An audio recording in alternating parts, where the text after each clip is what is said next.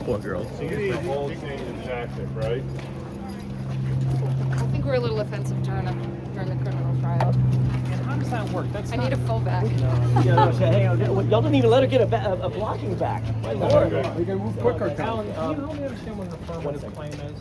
What an affirmative claim is, not a it's countersuit. no, it's an affirmative claim against third-party individuals.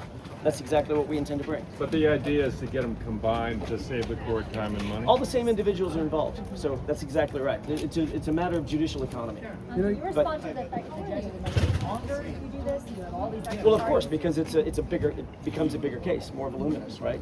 It's a bigger case with more claims, and that's exactly what this case calls for. How did you determine the days of Karen Reed being on the defense are over, right? That's what started today. That's what we're seeking today. What do you think of the judge say, trying to resolve this? Can you resolve this out of court? Every single civil case should at least have that on the table. Civil cases are built and designed to be resolved. If they can be, we'll see. We'll see. It depends on how reasonable the other side is. Was that something that you guys would like to do, though? I mean, Say it again. Was that something that you guys would like to do, or do you want to make a point? Anytime there is a civil case, look, civil cases are not about making a point. They're about trying to seek the truth, right? And that's what Karen's going to do with this civil case. We're going to try to get the truth out there. Like I said, the days of her being on the defensive, those days are over. So you said everything everything that you heard in there was basically parroted.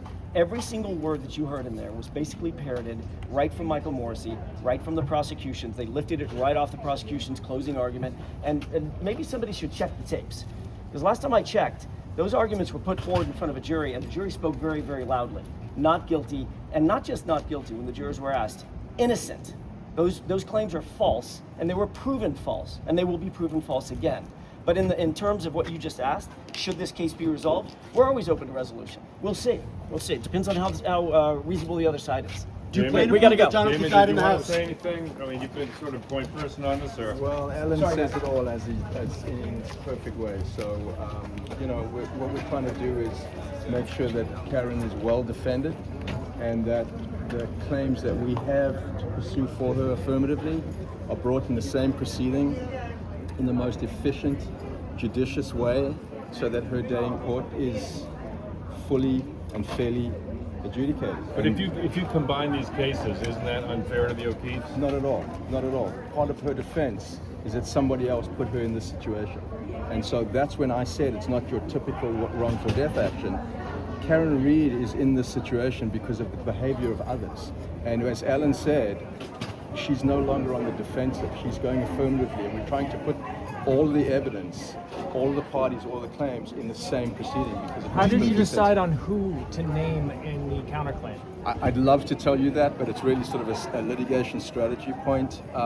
So unfortunately, I cannot get into sort of discussions behind the scenes. So do you plan to prove that someone else killed John O'Keefe? We plan to show that Karen did not. But that's not the same as proving someone else did. We're going to let the evidence play out. I'm not able to tell you that yet, but I can tell you that she did not.